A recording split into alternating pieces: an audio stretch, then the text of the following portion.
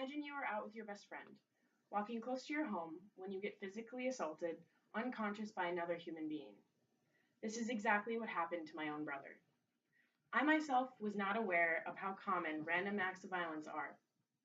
In my speech today, I will show how common they are through statistics and also share my brother's personal testimony. My brother David has become a statistic. Many of the statistics I found focus their attention on violence among young adults. According to the National Center for Injury Prevention and Control, in 2011, over 707,000 young people ages 10 to 24 were treated in emergency departments for injuries sustained from physical assaults.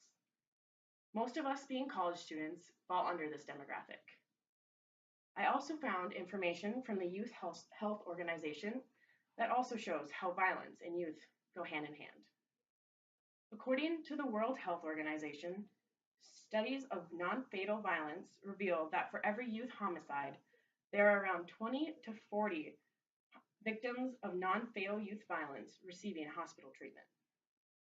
They also state that around the world, newspapers and broadcast media report daily on violence by gangs, in school, or by young people on the streets. The main victims and perpetrators of such violence, almost everywhere, are themselves adolescents.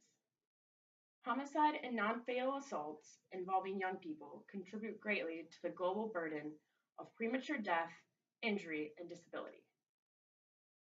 More than not, when people hear statistics like these, they are saddened, but they don't actually believe that these pertain to themselves.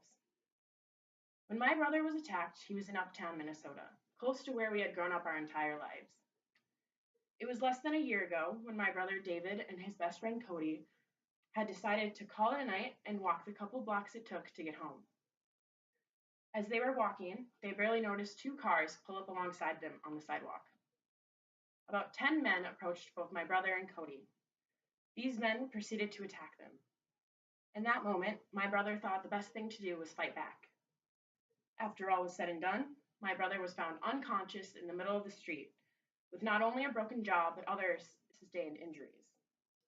These injuries were treated, and the medical bills were compensated by a fund that provides those who experience violent crimes. My brother is a very strong person. However, you can imagine how this didn't only physically harm him, but emotionally scar him. My brother, being 6'3", 240 pounds, and an MMA fighter, and not being able to prevent this situation from happening to himself, is what really put it into perspective for me. My brother nor my family ever thought we would encounter such an act of violence. We are not as naive anymore. We are aware of how prevalent random acts of violence really are. The numbers show violence among young adults are far too high. We need to be aware that we are not invincible.